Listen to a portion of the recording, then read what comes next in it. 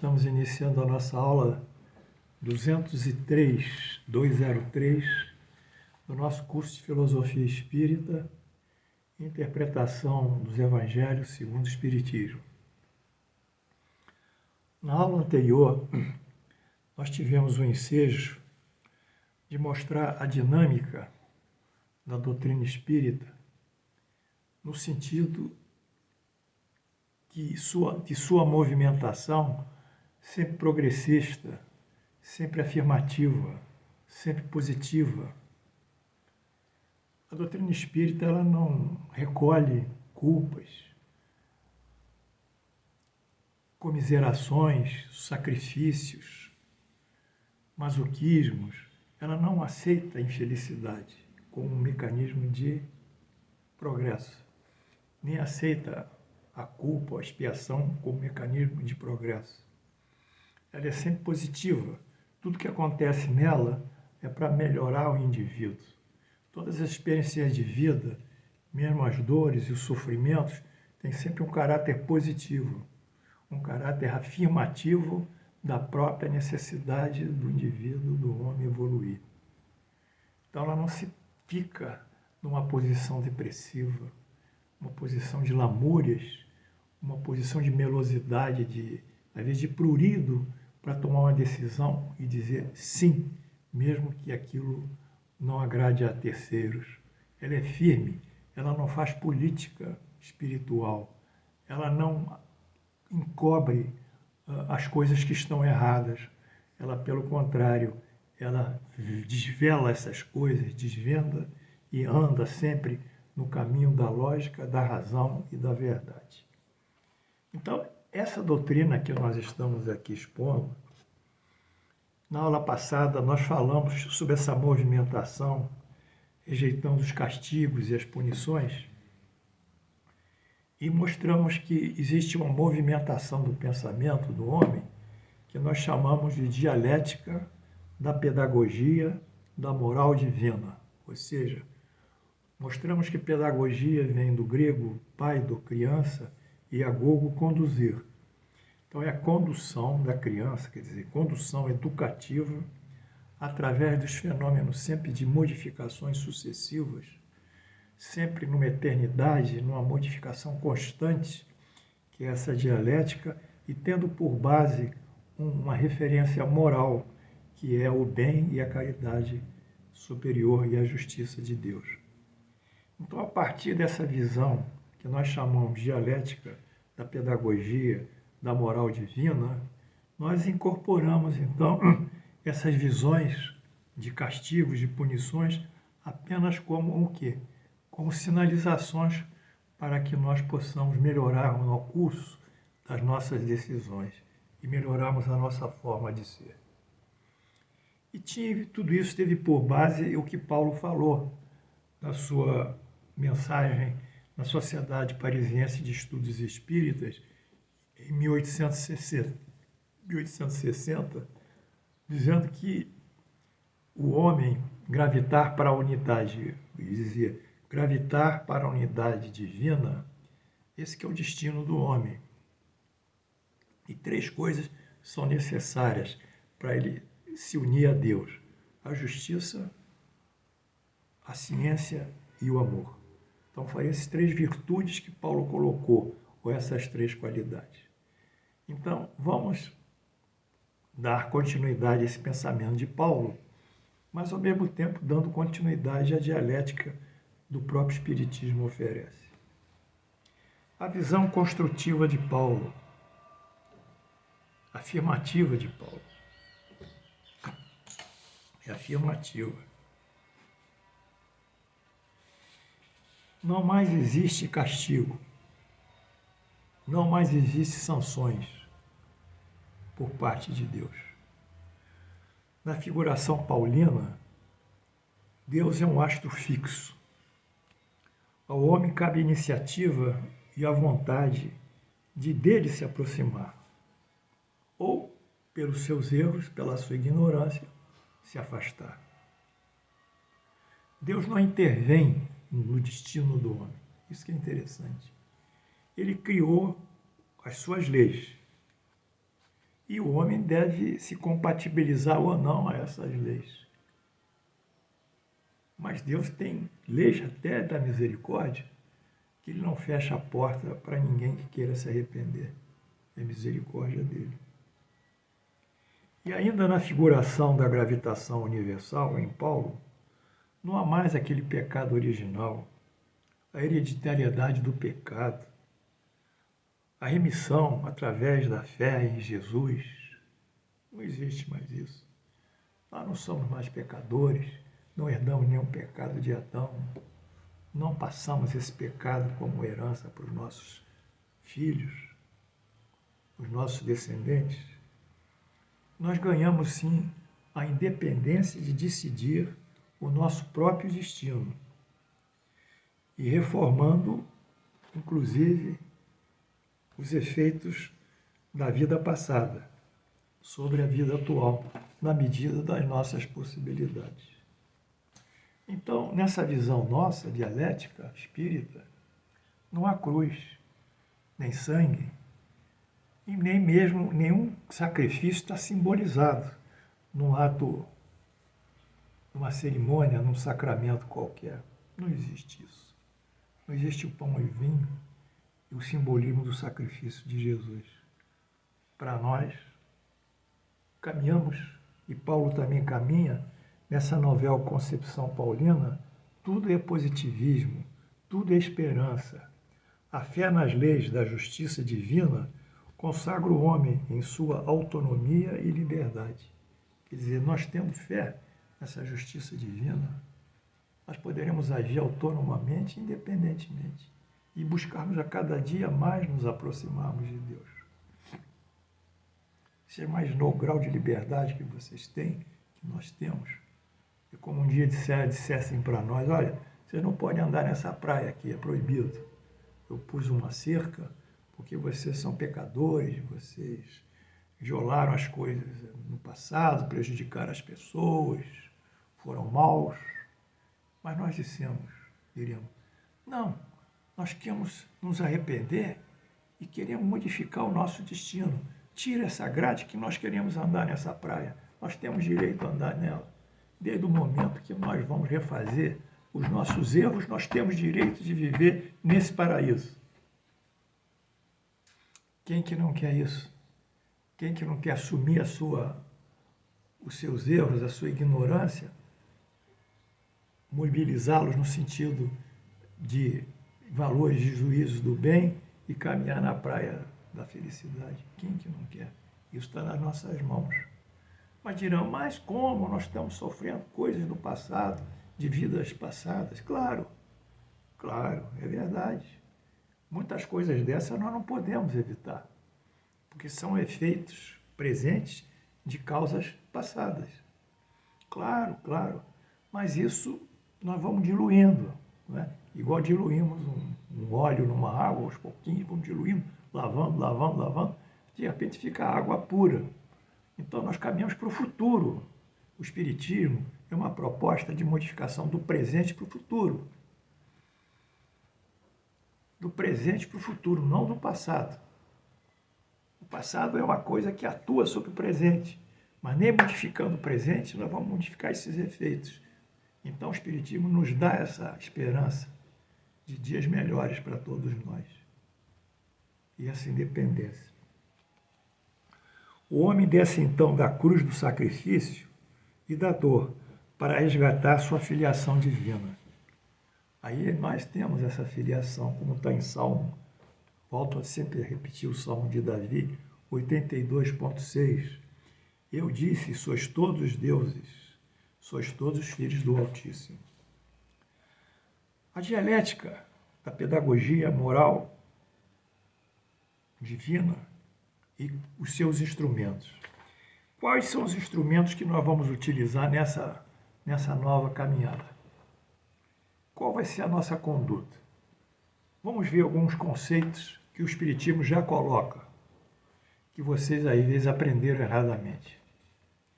Primeiro conceito, expiação. Isso Allan Kardec diz. Toda imperfeição encerra um sofrimento moral. Isto é uma lei natural. É equivalente a se dizer que se você soltar um objeto no ar, ele cairá pela lei natural da gravidade. Então, toda imperfeição nossa gera um sofrimento. Consequência. O sofrimento não é um ato, um castigo, é um ato, é um efeito da nossa imperfeição. Se nós formos cada vez mais perfeitos, menos nós vamos ter que sofrer, expiar. O sofrimento acaba quando o espírito se conscientiza que deve ser dele a iniciativa de superá-lo. Isso é, o arrependimento. Então ele se arrepende, toma consciência, aí entra. Esse arrependimento já é uma situação proativa dele, ele já está atuando. Em seguida, percebendo que o sofrimento moral que o aflige é inerente à imperfeição que desenvolveu, como uma chaga, o espírito arrependido busca promover um aperfeiçoamento sério e efetivo, por meio das escolhas das provas das suas vidas futuras. Então, a partir disso, ele vai escolher uma série de provas, chama-se as escolhas de provas, isso no Espiritismo, para poder, mediante essas provas, cada vez mais se aproximar de Deus e mostrar que ele realmente superou as suas imperfeições, vencendo essas provas e chegando a gravitar mais próximo de Deus. As vicissitudes escolhidas como expiação permitem superar conscientemente os maus hábitos pelo espírito desenvolvido. Então, nessa psicologia moral divina, eu fiz esse gráfico aqui, vocês estão vendo que estamos dando um corte em tudo aquilo que vocês acham, em karma, em fatalidade do destino, em sofrimento, que é obrigatório, na tal da pandemia que está batendo na gente, que é necessária. Tudo isso faz parte de uma grande construção de um texto, de uma narrativa de Deus, que nós estamos caminhando dentro disso através das nossas imperfeições, vícios, ou saindo disso através das nossas virtudes. Mas antes de colocar aqui, eu só queria dizer, hoje uma amiga minha me ligou e disse: professor, como é que o senhor está? Não falo com o senhor há muito tempo. Eu falei: pois é, estou bem. Está tudo ruim. Você viu que está tudo ruim, está tudo isso, tudo aquilo. Estão morrendo tantas pessoas, a situação está... Que é isso? Está tudo bem. Porque Deus está agindo aqui, Deus existe. Nada acontece em dissonância com as leis divinas. Tudo isso é um movimento. Mas a moral foi lá para baixo. Está tudo desregulado, as crianças, os jovens. Eles vão lá para baixo. Mas vai chegar um momento que eles vão, depois eles vão subir outra vez. E são movimentos senoidais. Sobe e desce. Está tudo sempre bem. Por pior que você ache as coisas, essas coisas estão indicando para nós um caminho. Estão nos indicando para nós um modelo novo de vida, um modelo novo de comportamento. Então, você deve pensar mais em Deus e pensar mais nas coisas boas que estão acontecendo dentro desse contexto. Não se deixe levar pela mídia, pela opinião dos outros, pela opinião das redes sociais, porque isso tudo são opiniões. Mas use o seu bom senso, está tudo bem. Estamos caminhando bem. Apesar, se diz isso e aquilo outro, mas nós estamos caminhando. Morreram muitas pessoas. Morreram porque tem que morrer. Ué. Mas podia evitar? Podia evitar. Claro. Então isso é um jogo. Não evitou, morre. Não medicou preventivamente, morre. Não cuidou da saúde, agrava. Mas isso é um jogo de causa e efeito. É um jogo da inteligência divina. Por favor. Então foi isso que eu falei para ela. E que muita gente fica aí com a boca aberta, ouvindo os espíritos falarem na rede, dando palestras com uma voz assim, pombada, sabe? Uma voz séria, cavernosa, né? Aquela voz... as coisas estão ruins, mas nós vamos pedir às entidades para rezarem do alto, mantendo sintonia com o alto. Vamos estar sintonia com Deus. Vamos amar Deus, fazer o bem. que as coisas vão... Desculpa. Pedagogia moral divina. Essa é a dinâmica da educação de Deus para nós. Está aqui, ó.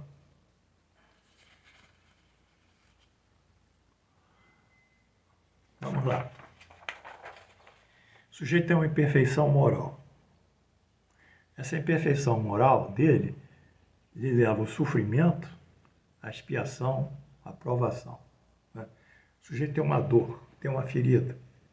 Essa ferida leva ele a uma dor, uma febre, uma infecção. Então, a imperfeição moral tem os seus sintomas. Quais são os sintomas da imperfeição moral? Sofrimento, expiação e dor. Então, a imperfeição moral é considerada como uma doença e o sofrimento, a expiação e a dor, sintomas. A partir do momento que o sujeito toma consciência da sua imperfeição moral, ele se arrepende, ele quer sair dessa doença. Então, como é que ele faz para sair dessa doença? Ele vai buscar as provas na vida, conscientemente escolher, fazer pelo seu livre-arbítrio, as provações que vão fazê-lo sair da imperfeição, da doença, trazê-lo a um estado de saúde e rigidez e, com isso, substituir o sofrimento pela felicidade. Tirar a doença e botar a saúde. Tirar o sintoma da doença e botar o estado de saúde. E, para isso, ele escolhe as provas, que é o remédio. Essa figuração minha médica, o remédio são as provas. As provas são os remédios. E essas provas sempre vão dar um caráter de progresso para ele. Aí ele escolhe os remédios. Você quer a expiação, você quer a provação propriamente dita, né? Que vai ter dificuldade, e você vai ter que reparar também. Então, nessa minha pedagogia espírita, eu fiz essa analogia aqui médica, dizendo o seguinte: imperfeição moral é igual a doença. Sintomas: sofrimento, expiação, provação. Tomada de consciência. Tomada de consciência que está doente é o arrependimento. Desejo de sair da imperfeição moral. Escolher conscientemente as provas que precisa. As provas que precisa são os remédios, às vezes amargos, mas necessários. Expiação, provação propriamente dita, reparação. E a partir disso vem o estado de saúde, que é a depuração moral. E esse movimento, desde o arrependimento até a superação, é a misericórdia divina. Aqui. A misericórdia divina pega isso tudo. Então, a misericórdia divina não é perdoar nem inculpar, não é levar a sanção nem absolver o sujeito. A misericórdia divina é a lei divina e o tempo que Deus dá infinito para o indivíduo sair desse quadro de doença. Se vocês me entenderam aqui, nós vamos considerar isso de uma maneira muito mais suave em relação ao que passamos. Vamos ver algumas questões particulares. Primeiro, a expiação serve como método de educação. Eu disse, é a moral do espírito, para a moral do espírito. Não é um castigo, é educação. A expiação deve ser sempre um ato consciente, livre e voluntário. Quer dizer, o indivíduo deve buscar isso voluntariamente. Considera-se aqui a escolha das provações feitas pelos espíritos antes de reencarnar. Então, esse processo aqui é feito pelo espírito lá em cima. Antes de encarnar, ele vai escolher as provas do seu destino. Há momentos que a encarnação deve ser imposta, quer dizer, você não vai exercer o livre-arbítrio, porque o espírito é muito ignorante para escolhê-la por si mesmo, ou moralmente muito endurecido. E então ele tem que enfrentar os desafios da vida e os meios de sensibilizar para a realidade espiritual. Então, esse aí ele vai receber por imposição, já que ele não tem arbítrio para escolher. Nesses casos objetivos da encarnação, é sempre conduzi-lo ainda à sua própria escolha para um melhor tipo de provação. Mesmo assim, vejamos o que o professor diz no Evangelho segundo o Espiritismo. As tribulações podem ser impostas aos espíritos endurecidos ou muito ignorantes, para fazerem uma escolha com conhecimento de causa. Mas estas tribulações são livremente escolhidas e aceitas pelos espíritos arrependidos, que desejam reparar o mal que fizeram e se exercitam em proceder melhor. Mesmo assim, a gente diz, você vai ter que passar por isso, você quer passar por isso? Não, mas eu não acho, mas a gente faz um esclarecimento, ele vai tomar conhecimento que vai ter que passar por isso. Porque ele não decide, nós decidimos. Em síntese, a expiação tem o seu conceito modificado após a publicação do livro Nem o Céu, Nem o Inferno, de Paulo Henrique de Figueiredo e Lucas Sampaio, pela Fundação Espírita André Luiz, agora em 2020. Esse livro, Nem o Céu, Nem o Inferno, que vocês têm que comprar, não vão andar muito sem esse livro. Esse livro recupera o texto original, ou seja, o de 1865, do livro do professor Kardec, O Céu, o Inferno, ou a Justiça Divina, segundo o Espiritismo. Esse texto, de 1865, foi adulterado após a morte do professor. Aí houve uma série de problemas, foi colocado uma situação catolicizante no livro, não é? Tipicamente catolicizante nesse livro. O melhor texto que ainda nós temos aqui, do Céu e Inferno, é da Albertina Escudeiro Seco, tradução dela, aqui do Centro Leon Denis, no Rio de Janeiro, lá em Bento Ribeiro. Se vocês, então, comprem aqui o Céu e Inferno para saber o que houve da FEAL e tenham aqui a melhor tradução, que é da Albertina, embora tenha alguns erros, mas é a mais confiável. Portanto, o correto conceito, depois de fazer essas modificações e recuperarmos os textos originais do professor, é o seguinte: expiação resulta da escolha consciente da prova, cujo objetivo é a evolução moral do espírito, através da depuração de suas imperfeições. É consciente e vai depurar. Nesse sentido, consoantemente à misericórdia divina, aquele que expia consegue, primeiro, suprimir as imperfeições e que se vê substituída pela virtude. Segundo, a virtude que ele forma. Da imperfeição fora a qualidade positiva. E segundo, terceiro, cria condições de felicidade mais favoráveis para as futuras encarnações, ou a futura encarnação. Ou seja, um só tempo afasta a imperfeição, ou só tempo coloca a virtude, e ao seu tempo melhora o quadro encarnatório futuro, através da expiação. A prova deste deve ser aproveitada, e se o espírito alcança seu objetivo, ele alcançará, portanto, o progresso e o aperfeiçoamento e a felicidade. Esse texto aqui é ainda do Paulo Henrique, No Céu e no Inferno, para 334, 335.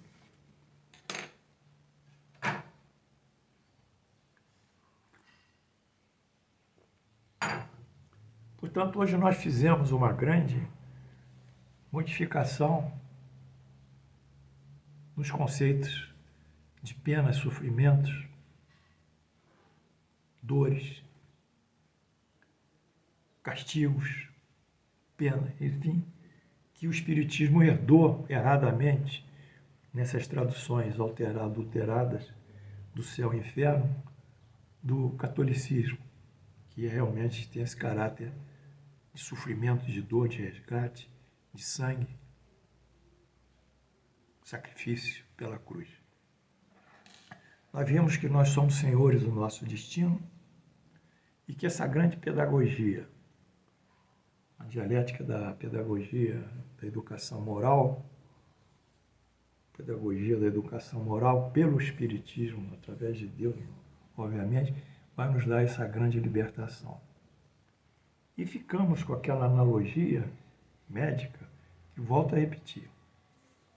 A imperfeição é uma doença, ponto 1. Sintomas da doença, ou sinais: expiação, sofrimento, dor.